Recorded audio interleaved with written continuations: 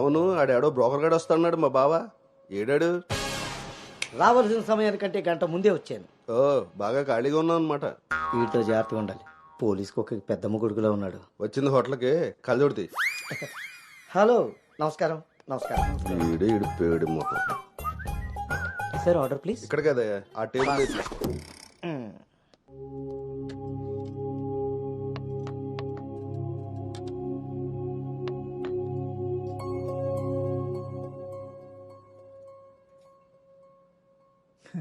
మేము మా అమ్మాయిని చుట్టూ ఉన్న ప్రపంచం తెలియకుండా పెంచితే మీరు మీ అబ్బాయిని అసలు ప్రపంచం అనేదే తెలియకుండా పెంచారే.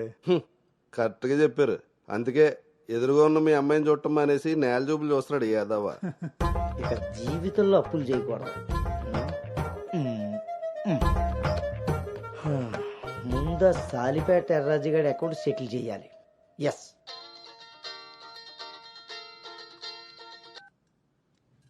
హలో,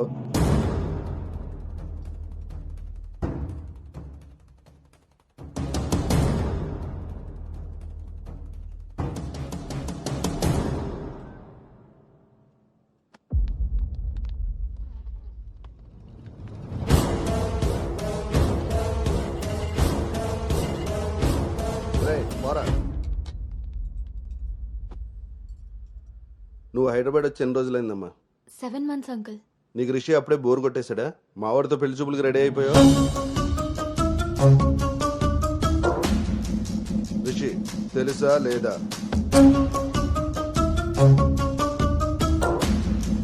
ఇక్కడ అడుగుతుంటే ఆడం చూస్తావేంటి? మావయ్య అది నువ్వు నార్మల్, నీకు తెలీదు. రిషి తెలుసా లేదా?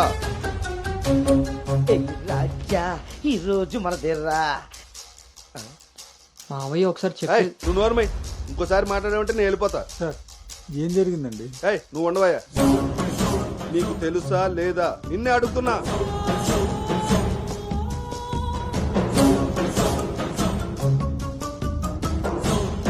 మావయ్య ఒకసారి నేను చెప్పి మీ నాన్నకు ఫోన్ చేయరా.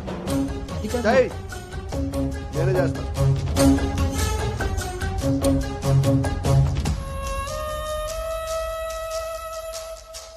ఇక్కడ ఏదో పులిహోర అయినట్టుంది. వీళ్ళిద్దరికి తలంబరాలు వేయించడం కంటే నేను వెళ్ళి తాలింపు వేసుకోవడం బెటర్లా ఉంది. చె తినమ్మ జీవితం మొత్తం రివర్స్ అయిపోయింది. అదేం నోటితో వాగిందో అదే జరిగింది. అమ్మాయికి అబ్బాయిని పరిచయం చేసావా? నేను వీళ్ళకి మనవాడిని మాత్రమే పరిచయం చేశాను, కానీ వీళ్ళు వాళ్ళకున్న చాలా కొత్త యాంగిల్ చూపించారు బావా. మీరు మంచోళ్ళు కాబట్టి ఆ రోజు పెళ్లి చూపుల్లో కళ్ళు తిరిగి పడిపోతే ఒంట్లో బాగోలేక పడిపోయింది అనుకున్నారు. ఒళ్ళు కొవ్వెక్కి కొట్టుకుని పడిపోయిందని తెలుసుకోలేకపోయారు. ఊళ్ళో పెట్టాల్సిన పెళ్లి చూపులు గుట్టు చప్పుడు కాకుండా ఇక్కడెందుకు పెట్టారో తెలుసా బావా? నలుగురికి తెలిసేలా అక్కడ పెడితే ఈవిడి గారి బాగోతం మనకెక్కడ తెలుస్తుందో అని జాగ్రత్తగా ప్లాన్ చేసి మీకు సంబంధం లేని ఒకటి మీకు మనవని చేద్దామని చూస్తున్నారు. అంతే బావా. అలాగే అలాగే మావయ్య అది మా కాదు. బావ ఈ సంబంధం క్యాన్సిల్ అని చెప్పాడు. మావయ్య నేను చెప్పేది ఒకసారి. మూసుకుని రారా. వీళ్ళది ఒక ఫ్యామిలీ, మళ్ళీ వీళ్ళకి సంబంధాలు. ఎవరైనా మన మాట అన్నప్పుడు మనకు కోపం వస్తే ఆ మాట అబద్ధం, బాధ వస్తే ఆ మాట నిజం. మీరేం ఫీల్ అవుతున్నారో ఆలోచిస్తే మీకే అర్థం అవుతుంది నేను అన్న మాటలు అబద్ధాలా నిజాలా అని.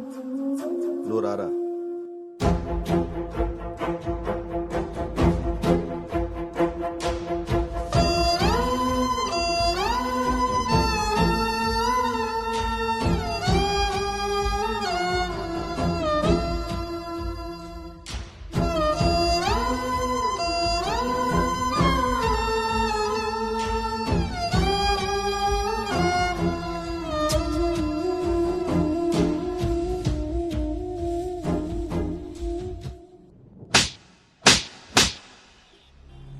అను ఇట్స్ ఓవర్.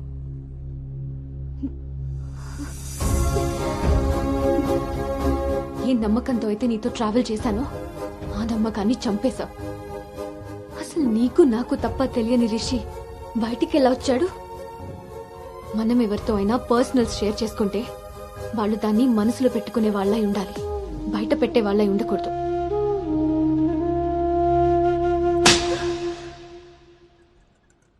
అసలు ఏంటి నీ ప్రాబ్లం? నువ్వే. నీ మాటలే నాకు ప్రాబ్లం, నీ నవ్వే నాకు ప్రాబ్లం. తేజు నువ్వు నా ఫ్రెండ్ అంతే. ఫ్రెండా?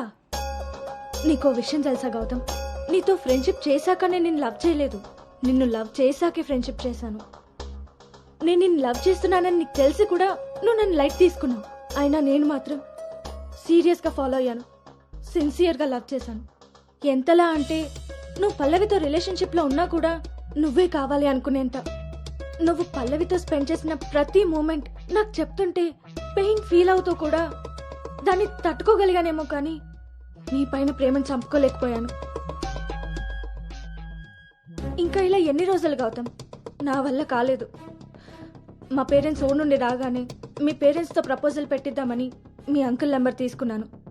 కానీ నేను నిన్ను నోవోటల్ దగ్గర డ్రాప్ చేసి వస్తుండగా వేరే దారి కనిపించలేదు. నీ లవ్ కోసం నువ్వెంత సఫర్ అయ్యావో నా లవ్ కోసం నేను అంతే సఫర్ అయ్యాను.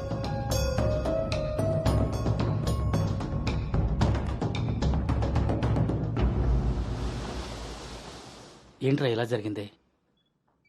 సాయంత్రానికల్లా శుభవార్తతో తిరిగి వస్తా అన్నావు, అలాంటిది సడన్గా ఇలా?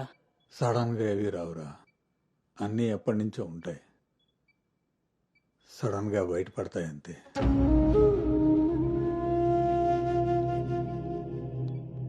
ఇప్పుడు ఎలా ఉందండి సార్? మీరు కొంచెం బయట వెయిట్ చేస్తారా? బీపీ కొంచెం అబ్నార్మల్గా ఉంది. మీరు ఏదో విషయం మీద స్ట్రగుల్ అవుతున్నారు. అలాంటివి ఏమైనా ఉంటే ఫ్యామిలీ మెంబర్స్తో షేర్ చేసుకోండి, కొంచెం రిలీఫ్ అవుతారు. ఈయనకి రెస్ట్ కన్నా రిలీఫ్ ఎక్కువ అవసరం. Take care.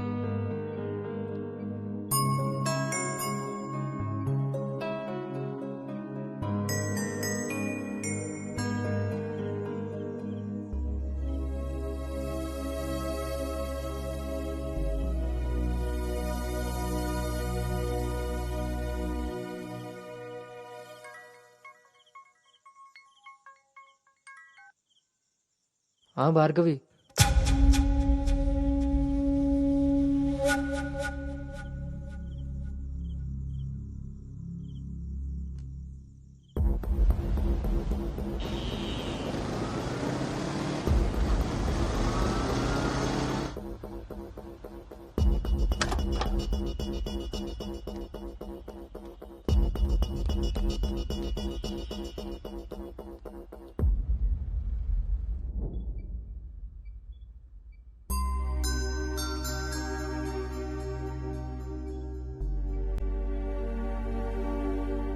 తప్పు జరిగిపోయింది అంకుల్. నిజం తెలుసుకోకుండా మాట్లాడి మా మావయ్య తప్పు చేశారు. నిజం తెలిసి మాట్లాడకుండా నేను తప్పు చేశాను. మీ కుటుంబం గురించి తెలిసి కూడా నిర్ణయం తీసుకొని మా నాన్న తప్పు చేశారు. ఆ రోజు మా మావయ్య చెప్పిన రిషి ఎవరో కాదు అంకుల్, ఇప్పుడు మీ ముందు నిలబడ్డ గౌతమే. లైఫ్ చాలా విచిత్రమైంది అంకుల్. తప్పు చేసే టైంకి మంచి ఎలా ఉంటుందో తెలియనివ్వదు, అది తెలిసే టైంకి చేసిన తప్పు నుంచి మనల్ని బయటికి రానివ్వదు. నేను ఇప్పుడు అదే పరిస్థితిలో ఉన్నాను.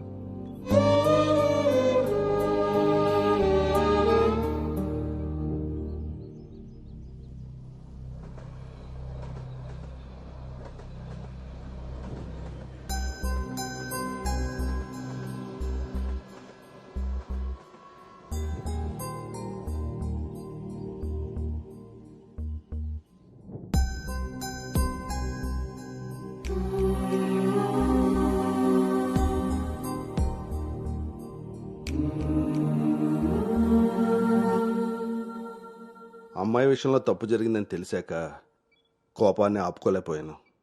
మీ విషయంలో తప్పు చేశానని తెలిసాక మీ ముందు తలెత్తుకోలేక నిలబడ్డాను.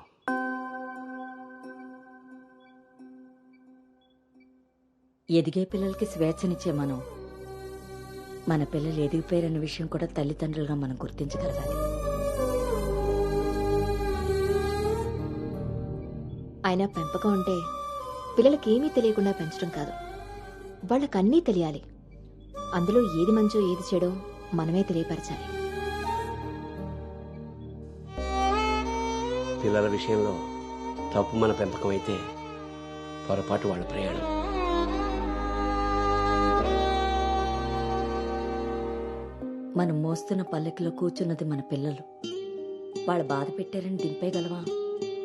మనం బాధపడ్డామని వాళ్ళని వదిలేయగలవా? మన జీవితం అంతం వరకు వాళ్ళని మోస్తూనే ఉంటాం. పిల్లలు కదా. మనం ఒకరినొకరు అర్థం చేసుకున్నాక ఇంకా కావాల్సింది కన్నీళ్లు కారణాలు కాదు.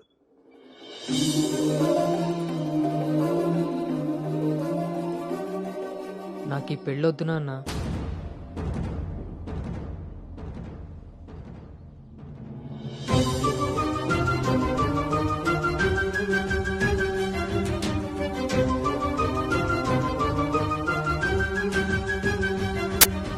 అసలు ఇది ఎలాంటి పెళ్ళమ్మా? పెద్దలు కుదిర్చి పిల్లల ఇష్టంతో జరుగుతున్న పెళ్ళ, లేక పిల్లలే ఇష్టపడి పెద్దల్ని ఒప్పించి చేసుకుంటున్న పెళ్ళ? పెద్దలు చేసే పెళ్లిలో కానీ పెద్దల్ని ఎదిరించి చేసుకునే పెళ్లిలో కానీ పెళ్ళి ఎలా ఉంటుందో ప్రేమ కూడా అలానే ఉంటుంది. కానీ మా పెళ్లిలో అది మాత్రమే ఉండదు. ఆ రోజు మీరు అడిగారు నన్ను, నువ్వు సంతోషంగా ఉండాలి అంటే నీకు ఎలాంటి భర్త కావాలి అని. అప్పుడు నా మనసులో మాట చెప్పాను. కానీ నేను ఆ రోజు చెప్పిన వ్యక్తి గౌతమ్ అయితే కాదు నాన్న. పెద్దలకి నచ్చినట్టుగా పిల్లల్ని పెంచుకునే అవకాశం అందరికీ ఉండొచ్చు. పెద్దలకి నచ్చిన విధంగా పిల్లలు పెళ్లి చేసే అదృష్టం కొంతమందికే ఉంటుంది. కానీ మేం చేసిన ఈ పొరపాటు కనీసం మిమ్మల్ని కొంతమందిలో కూడా ఉండనివ్వలేదు. ఆ రోజు పెళ్లి చూపుల్లో ఒకరికొకరు ఎదురుపడలేకపోయినా మేము ఈరోజు ఒకరితో ఒకరు జీవితాన్ని ఎలా పంచుకోగలమమ్మా? ఇదంతా విన్న తర్వాత కూడా మీరు ఈ పెళ్లి చేయాలనుకుంటే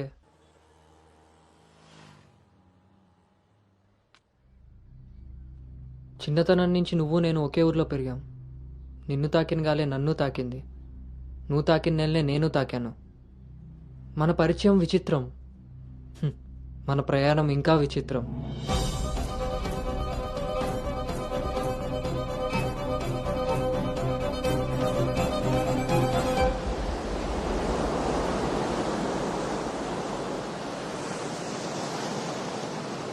నీకు తెలియని విషయం ఏంటంటే మన పెళ్లి చూపులప్పుడు నేను నిన్ను చూశాను.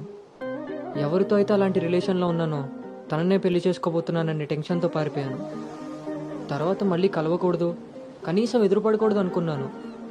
కానీ మన మనసులు మనల్ని కలపకపోయినా పరిస్థితులు మనం మళ్ళీ ఎదురుపడేలా చేశాయి. మనం కలిసిన ఈ కొన్ని రోజులే నా మనసులో ఉన్న ఫీలింగ్స్ని నేను అర్థం చేసుకునేలా చేశాయి.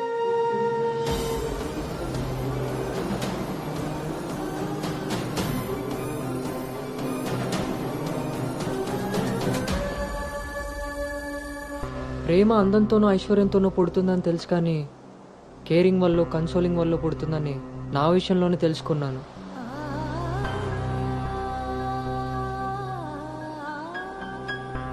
అసలు నీకు నాకున్న సంబంధం ఏంటి? ఎప్పుడు కలుద్దాం, ఎక్కడ కలుద్దాం? మరి అలాంటప్పుడు నీ స్ట్రగుల్ని నేనెందుకు ఫీల్ అవ్వాలి?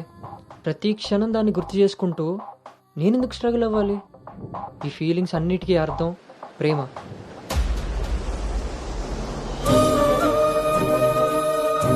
ఆ విషయం చెప్తే నన్ను తప్పుగా చూసి దూరం చేస్తావేమో అన్న భయంతో చెప్పలేకపోయాను. కానీ నువ్వు పెళ్లి చూపులకు ఒప్పుకున్నాక అర్థమైంది అది డౌట్ కాదు, నిజమని. ఎందుకో తెలుసా? నిన్ను చూసుకోవడానికి వచ్చే పెళ్లి కొడుకు నేను కాదని నీకు తెలుసు కాబట్టి. నువ్వు అక్కడ పెళ్లి చూపులకు ఒప్పుకున్నావంటే ఇక్కడ నన్ను లవ్ చేయట్లేదనే కదా. మరి నేనెందుకు ఒప్పుకున్నానో తెలుసా?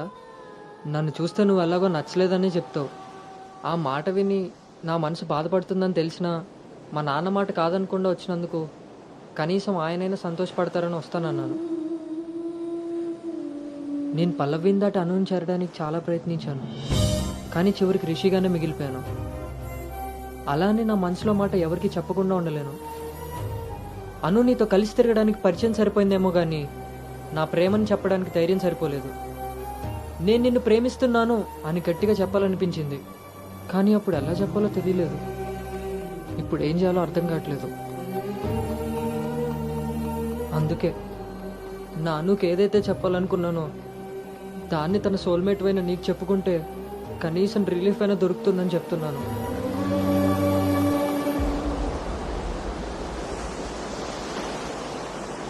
I love you Anu, I love you Anu, I love you అను.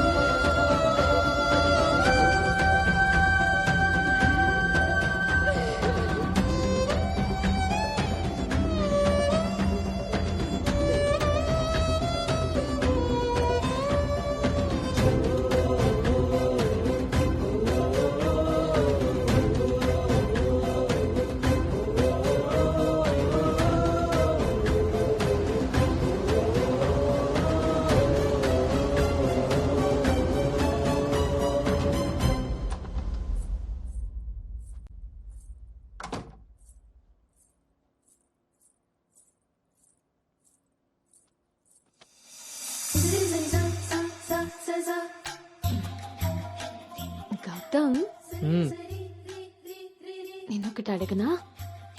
ఇప్పుడే కదా అయింది, మళ్ళీనా? ఛీ, అది కాదు.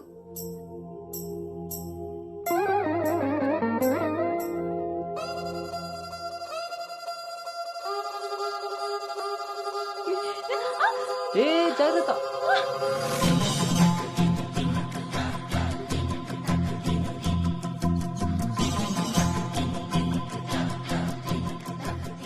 ఆ రోజు కూడా రైల్వే స్టేషన్లో ఇలాగే పట్టుకోవచ్చు కదా, ముద్దెందుకు పెట్టేశా?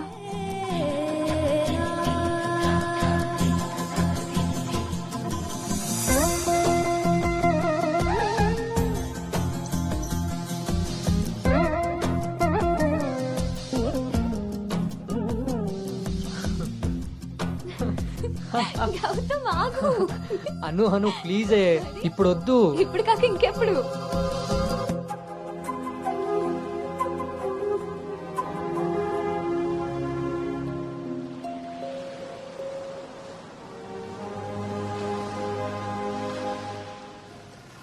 దర